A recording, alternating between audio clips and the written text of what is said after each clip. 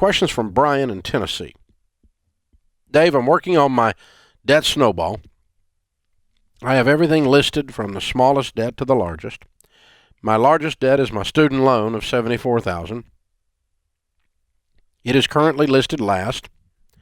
Currently, by the way, student loan is itemized. There are amounts that are smaller than some of the other credit card debts that I have. Should I pay the student loan off as a line item or treat the student loan as a big total sum? You don't do your debt snowball by category. You do it by loans. And so if your student loans are broken up into 22 $4,000 loans, then you list them out as 22 $4,000 loans. You don't list them by category.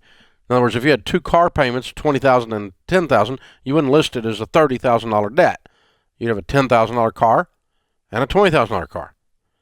And so you break it out by the actual loans, not by the category. The reason for this is real simple. Personal finance is 80% behavior. It's only 20% head knowledge. So we have to manage behaviors. If you weren't managing behaviors, if you were managing behaviors, you wouldn't have gone into credit card debt.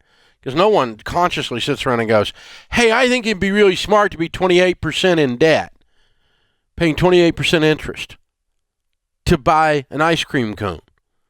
But stupid butt, we do that stuff all the time, right? And so, but you're not doing that with like math skills. You're doing that because your behaviors are out of control. And so you fix it with a behavior fix, not a behavior or not a math fix. So you want to see the progress. No sane human being will keep doing something which they can see absolutely no progress on. If you go to the Y and you work out 5 hours a day and you quit eating any food and you don't lose any weight, you will go back to eating food and sitting on the couch. You have to see progress for your pain, or you won't keep engaging in the pain. You have to live like no one else so that later you can live and give like no one else. That's what this is about. So, all that to say is I want you to pay off the smallest student loan because I want you to draw red lines through this and keep the debt snowball on the refrigerator and see all those red lines, all the progress you've made, how you've moved the needle on this. It's a big difference. It makes a difference.